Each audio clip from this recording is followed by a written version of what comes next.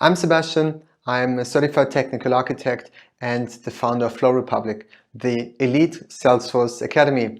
You might have heard about us. We've been coaching many CTAs successfully and help them pass their exam. We are trusted by individuals and offer academy programs for leading and established Salesforce partners such as Cognizant, Deloitte, IBM, PwC, Silverline, and many others. And this year has been really big for us. We just had 2 additional CTAs joining our team of coaches. And we're truly excited to announce many more offerings coming that will help you and other trailblazers to really unlock their true potential. Today, we are announcing our communication bootcamp that will really help you to boost your communication skills and blaze your trail to success. So good morning, good afternoon, good evening. Many of you watching hopefully across the world. Today's session is going to be about customer centric digital transformation, right? So short intro about myself. So my name is Arjen Grimmer. Yes, I'm a program architect with Salesforce, have been the last 4 years. Prior to that, have been working in the IT space for over 24 years now. In my time at Salesforce, I actually became a certified technical architect, which I'm actually pretty proud of. And if you like to interact with me, feel free to find me somewhere on these social handles, right? All right. I might be talking about something new. You know the drill. Please, any buying decisions, do them based on what's out there already, right? So what you see on our website. All right, cool. Again, thanks. Thanks for joining and thanks for being trailblazers, because without you, I guess there wouldn't be any digital transformation. And you joining this session or watching this session as a recording, right, actually highlights that you have the urge to really become a trailblazer or really are a trailblazer, but still learn and grow. And I think that's awesome. And I haven't seen that in anything else than the Salesforce Ohana that strong. So go ahead, be a trailblazer. And thanks for joining. All right, so digital transformation. I guess quite a elaborate topic. Lots of people talking about it in lots of angles. This is not going to be a theoretical session, right? So I'm not going to deep dive on what exactly digital transformation is. However, I'm going to highlight a couple of things that I think are really important. And I'm drawing here from a little experience over the years, right? So first of all, where do we as Salesforce, do I as a program architect see digital transformation go wrong or derail, right? Well, in many cases, there's a lot of focus on things that are really tangible, right? In the transformation programs, the projects that we do, there's lots of focus on the actual system that we implement. Yeah, we're Salesforce, right? So the technology stuff is nice. However, you need to focus on other stuff as well, right? I like to bring on the analogy here of a tree, right? So a tree, the only thing you see from a tree is obviously what is above the ground, right? But below the ground, there is a magnitude of roots that are keeping the tree stable, right? In a similar fashion, digital transformation is not only about those tangible things, not only about the processes that you implement, the technology that you work with, but also about less tangible stuff, like things as values, unwritten rules within organizations, the things that you assume about how people work, how people think, how people react to what you implement, right? But now, right, we are talking about customer-centric digital transformation. So what is actually the most important piece? Well, that's her, definitely, right? It's all about the customer. Eventually, the customer or the citizen, right, if you're in a public organization, will drive the success of your organization and also drive the success of your digital transformation. And then when we talk about that customer, that's actually human, right? That's humans out there that have emotions and that have a feeling with how they interact with your organization. End of the day, it's about the empathy you show towards your customers, but also the employees that work within your organization that actually interact with those customers or those citizens, if you will, right? So empathy and emotions are, I guess, strong elements in human relationships that we can't neglect when we're talking about digital transformation. All right, so digital transformation, where do you start? Well, I wouldn't say that's easy, but taking this model, probably most of you, if not all of you, are familiar with Simon Sinek's Golden Circle. If you haven't watched a TED talk about this, I really encourage you to just watch that. And if you're really into it, also encourage you to read this book. It starts with why. The theory here is that in a lot of cases, in the projects that we do, in the transformation programs that we define, we talk a lot about what exactly we're implementing. So think we need to implement Sales Cloud or a community or Einstein Analytics, or we need to roll out the marketing automation solution based on Marketing Cloud, right? That's easy for us to talk about because it's tangible, right? And then we tend to talk a lot about the how, right? How are we going to do this? What is the project time frame? Which people do we need? But the core why we're actually doing this digital transformation is something that is easily omitted, or maybe even so hard for us. And why? Well, it's eventually the core why is in many cases about that particular feeling, that emotion, and again, the empathy with customers, with employees, with the people that work in the context of the digital transformation that you're starting, right? So let's look at an example, right? Have you ever wondered about how this mapping, right, to why, what, and how is actually done for Apple? Well, this is also coming from that TED video I was talking about, right? So if you look at Apple, they are selling you their why. And it's broken down like this. So at Apple, in everything they do, right, they believe in challenging what's out there already, challenging the status quo of technology companies, right? They believe in doing things differently in the sense of designing their products, how they approach the design, how they develop their products, what they look like, but also the user experience. And how they do that, right, is really beautiful design, but it is really also the user friendliness of their devices, right? And how easy it is to use and get used to it.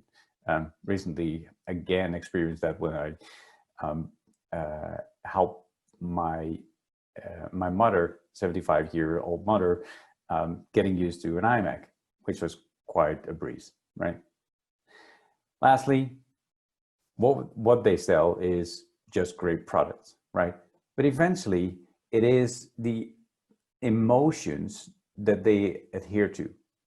We all like nicely designed solutions, right?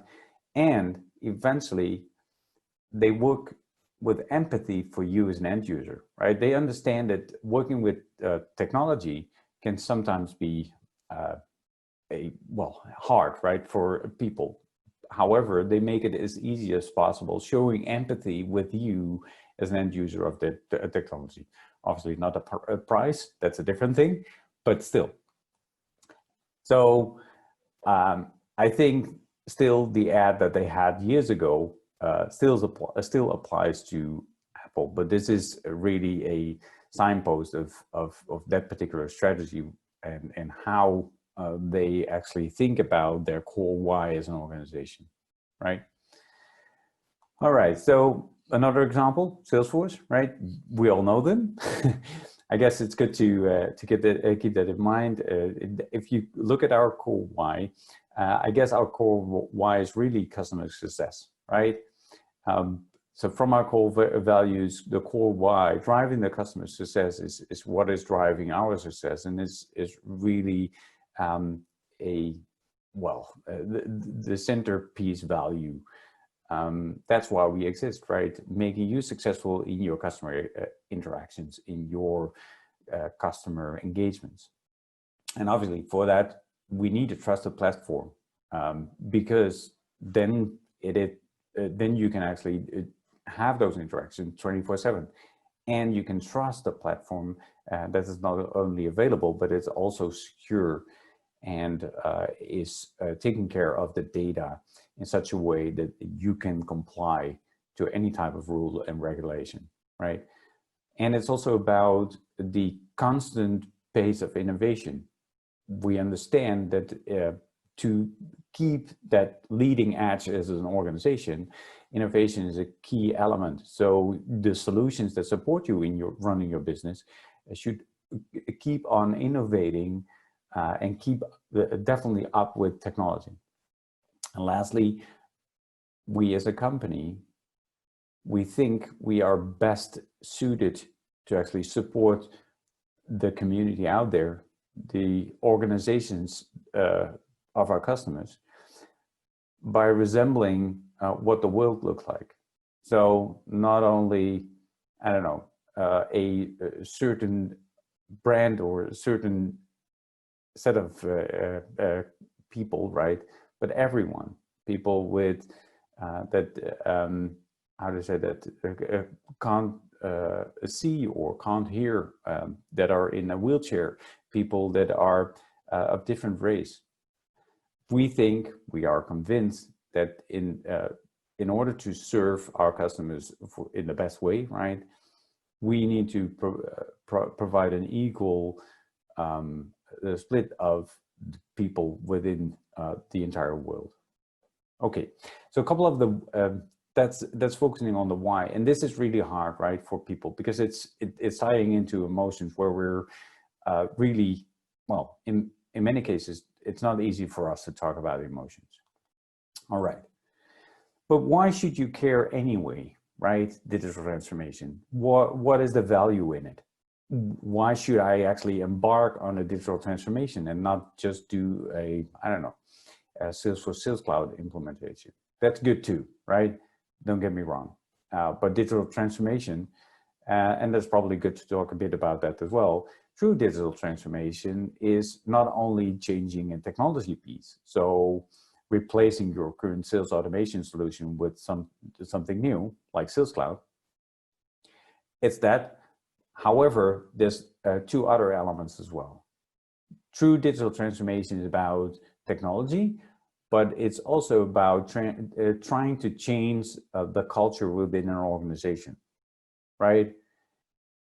And at the bottom, it's also about aligning your business model with what is core to your organization, right? The mission, the purpose that you define, the core why.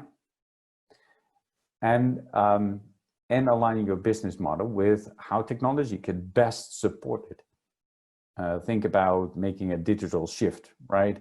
So for instance, if you're used to sell through shops only, then the digital transformation might actually mean that you start selling more and more online and actually leveraging that channel mostly opposed to the in-store shops that you have, right? And obviously customer centric, right? So in the center, it's all about the customer. And yeah, I guess we have a couple of solutions out there that can support you in this. But as I said, why should you care? Well, to illustrate why digital transformation could be valuable to your organization, right? I'm bringing on some research that MIT and Capgemini did together. They did a research across 500 big companies, not only the, or actually not the well-known suspects, so not the Microsoft, the Apples, the Googles, and those kind of organizations, but really, I guess, mediocre organizations that are not really well known, but looked at how they actually apply digital capabilities, right? And from that research, they actually surfaced that there's two things really important. One is the level of applying digital capability, and the other one is the actual leadership capability. Whereas that last factor is really about empathy and emotion, right? Being a leader and being recognized as a leader adheres to the emotions that the people they lead have with them, and the empathy, the mutual empathy actually between the leader and the people that follow the leader, right? So the ability to drive a change within an organization, and then think about that business model change, but also that cultural change, right? And there's a couple of other aspects that are part of that digital transformation. We'll get to that a little bit further on in the presentation. But those elements are just as important in digital transformation as digital capability. So obviously they are consultants, so they come up with a 2x2 matrix, right? Plotting all these companies across the 4 quadrants, right? And they found out that the organizations, and that's the digital monsters upper right corner, right? The organizations that were applying digital capability, but driven from a core vision, right, which leadership had the opportunity to drive through the organization, right? Not only the management layers, but really the people on the floor understood what the vision was that they had and how they actually could make that change as an organization. Those were the organizations that were really, I guess, benefiting from that digital transformation. Little view, as you can see, there's increase in revenue, right? But there's definitely the most success is looking, or is measured by looking at their profitability as organizations. I won't go into all details here, but just to give you a flavor. So the fashionistas, as you can see, are doing good too, right? When it comes to generating more revenue, right? Fashionistas can be described as organizations that do apply digital capability, but they're all over the place. So we need to be on all social media, Instagram, Facebook, what have you. We need mobile apps, multiple mobile apps. We need to have a new website. We need to have a web shop and be online 24/7, right? But all initiatives are not driven from a single view, but are more siloed, separated initiatives, not allowing the organization to really reap the benefit of the synergy of those, right? And that's what you see back in the profitability, because yes, they may gain some revenue, right? Like digital masters are doing. However, it's costing them a lot, and eventually they lose because of disparate programs, projects being executed, and people are disconnecting, customers are disconnecting because they don't understand the real purpose of the organization, right? They don't have a feeling of belonging to those organizations. And that's what digital masters really have. All right. So, but where do you start, right? We talked about, yeah, you need a core why and to be able to drive this. And that's actually what we see at successful organization. So let's make this a bit more practical, right? All right. So here's an example, again, from old, an old book, actually, The Myth of Excellence. If you haven't read it, I encourage you to read it. And funnily enough, although that book was really based on traditional physical channel-based organizations, right? Still, the same stuff applies in the digital age, digital era. So funnily enough, if you look at finding your core why, there's 5 areas really that you could look at. And that's why the book is called The Myth of Excellence. It's not necessarily that organizations need to be excellent on all those 5 areas. No, actually the research behind the book tells us that you need to be best, really top gear, and exceeding your competition on one of these 5. And then you need to be a little bit above par on the second one. And for the rest, you ensure that you are on par with your competition. That will make excellent organizations. And that's, again, based on the research, and the book goes into deeper detail there, right? So, for instance, let's take this example, right? So in this example, the organization dominates with their product. This could actually very well be Apple, right? When it comes to this product domination. Then the second element this organization actually works on is access, or excels in, is access to their products. So that means the outlets are available. The people can actually go to multiple stores and get access to their products. And then for the rest, on price, experience, service, they are on par, right?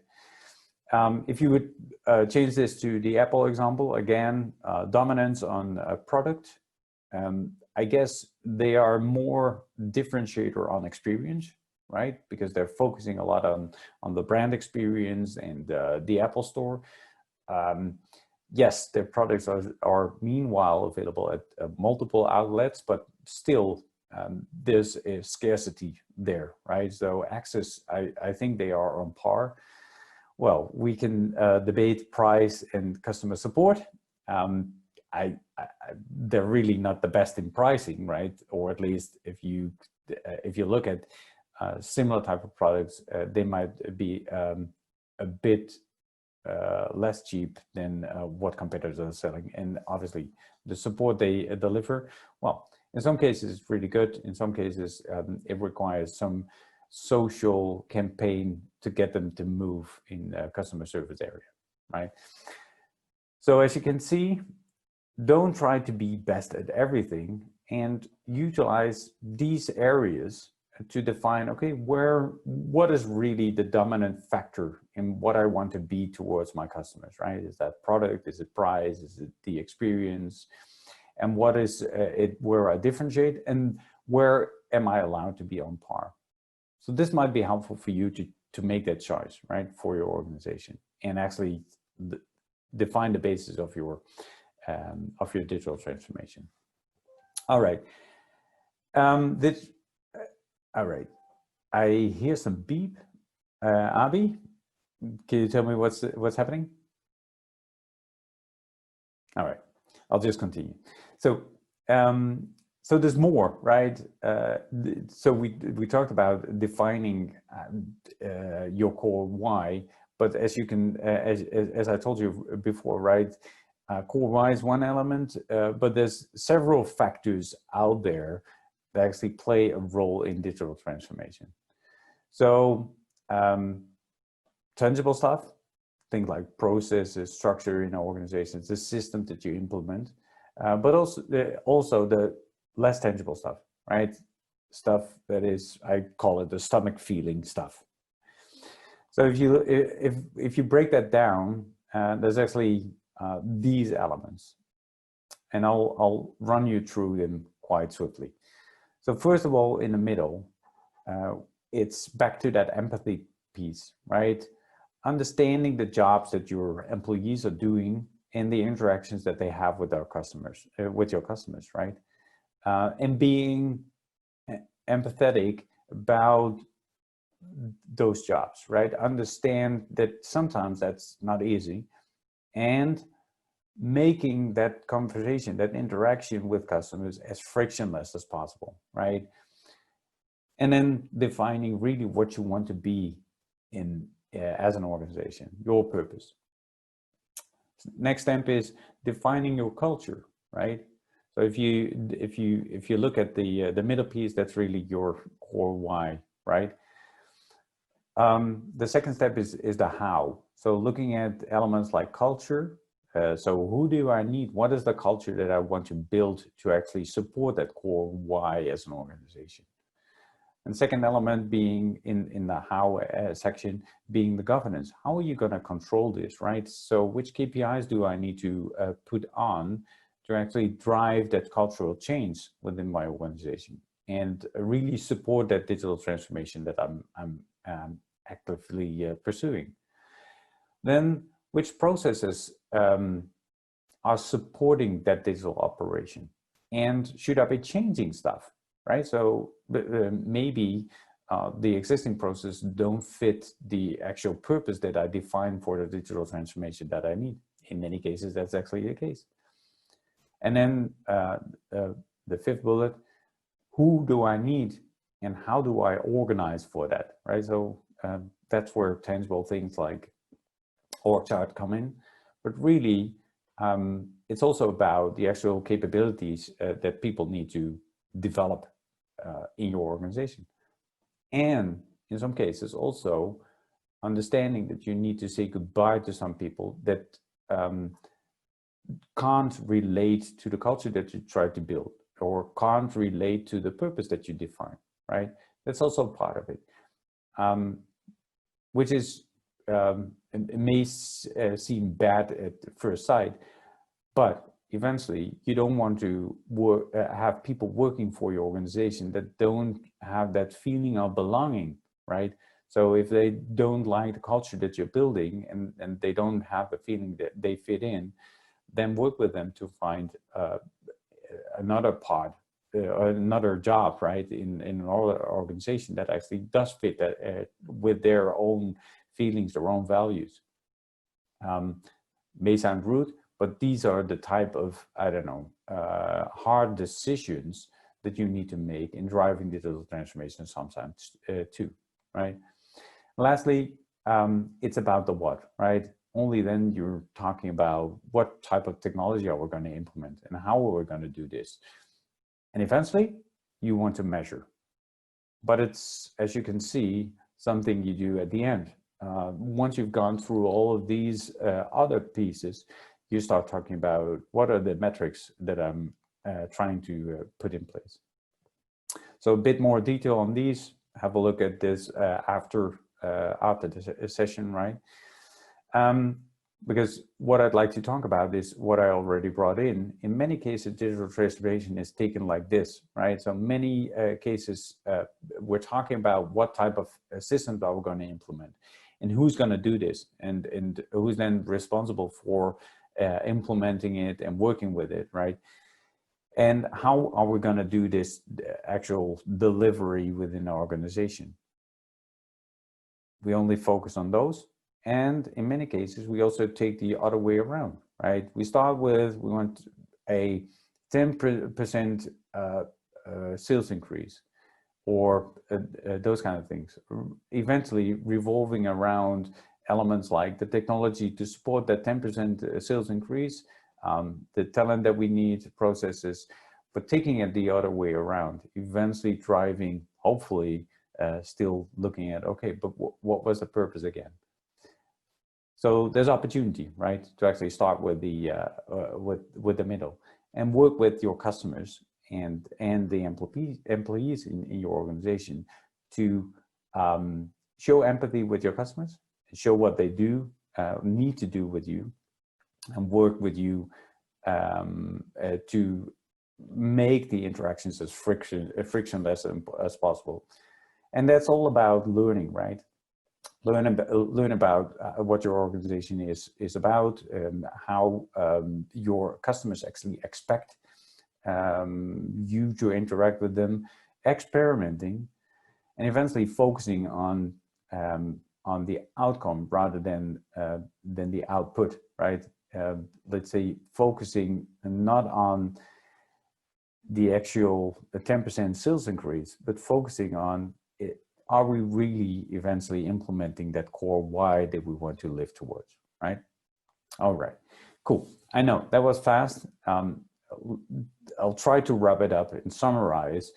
So the main pieces stick. And again, happy to continue this conversation with you, right? So customer-centric digital transformation, it's about the customer. It's about the citizen that you face as an organization, right? And showing empathy with them and really relating to the emotions of those people, right?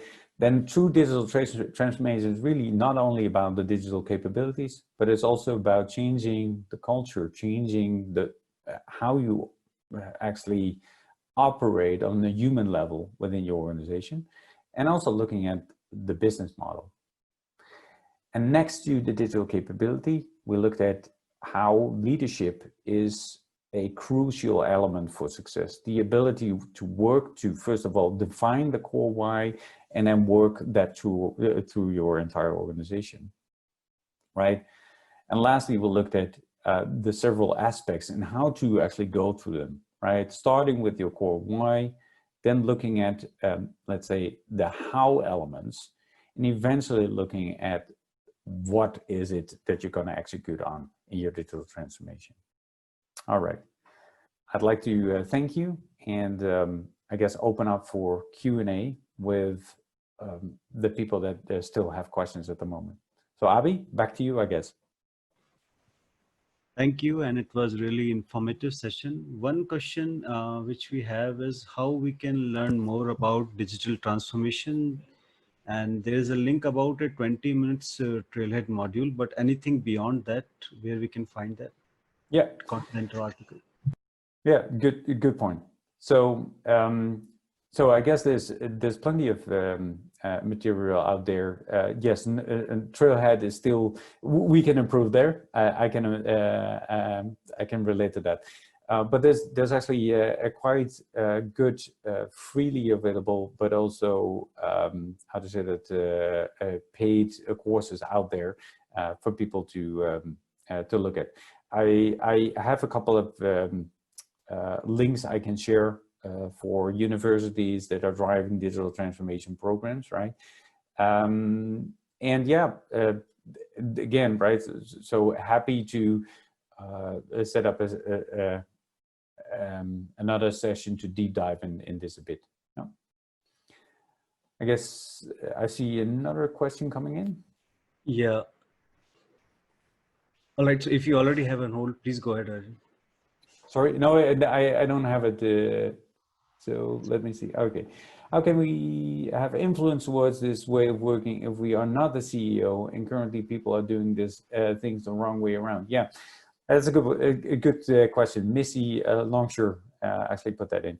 So a good point. So yeah, you need leadership on board of this, right? However, you can start this as a grassroots initiative. And actually, for instance, as the Salesforce team within your organization, right? Even working with your partner or people from Salesforce professional services that you work with in your organization, determine for the initiative that you work on what that core why is, right? Why? Well, it will actually help you in getting the answers to questions you might have along the way. How should we be implementing this piece of capability, right? You could start with just part of your organization, just the initiative that you work on, and actually showcase, right, in real life that this way of working works. And sooner or later, your leadership will actually find out. So you need to not only advocate what you've been implementing, but actually show how you approached it. That you actually started with, okay, what is that purpose that we want to work towards, right, with this initiative? And show them that you actually looked at all of these elements, like culture, like how you govern this, which particular process you wanted to change, and eventually that it is more or less inevitable that the outcome is as it is, right? That you have the increase in the type of measures that you might have defined in the last stage, that actually showcase the success of the transformation that you went through. So instead of trying to fight, in many cases, the strong bias that might be there in leadership within an organization, try and take it as a grassroots initiative, and more or less work that way yourself first. And once it becomes a success, actually share not only what the success is about, but also how you got there, right? And then that might open eyes. I guess a different note, you might also look at elements like stakeholder management, right? So how could we actually surface this earlier on, or actually try and get the buy-in within the organization and at the leadership? Yeah. Other books you would recommend?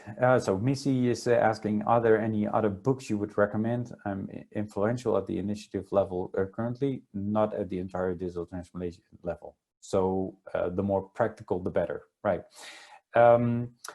Well, the example that I gave, or the research that I talked about, the MIT Capgemini study, there's actually a quite practical book. It's called Leading Digital,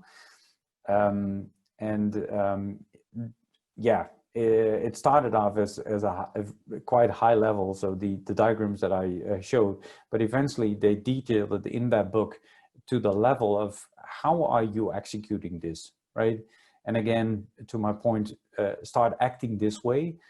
There's lots of practical stuff in there that will help you execute this in your organization. Yeah. Any other books? Not at the so connect with me on LinkedIn. I'm happy to provide some more titles. I don't have them at the top of my head at the moment. I guess there's been quite a couple of how do you say that, pointers towards how to prepare for your CTA, I guess, in other sessions. So I looked at a couple of them. So if you or aspire to actually go for it, really encourage you, because it's even the journey itself, right? Even if you don't get it, the CTA, it's so much, I don't know, practical stuff that you learn along the way, ramping up for it. So definitely encourage everyone to do it. Thanks a lot. Have a nice day. Enjoy the rest of Virtual Dreaming, guys. We were just a bunch of nerdy kids who ignored the haters. We took their ridicule and we built on it. And when some of us gave up, well, we built on that too. Built resilience, built on a mission to make things a little better every day until the users came. Then the haters were VCs who scoffed at our audacity. This just isn't the way things are done. But we kept building. Users turned into teams, turned into companies, running their entire businesses on our apps.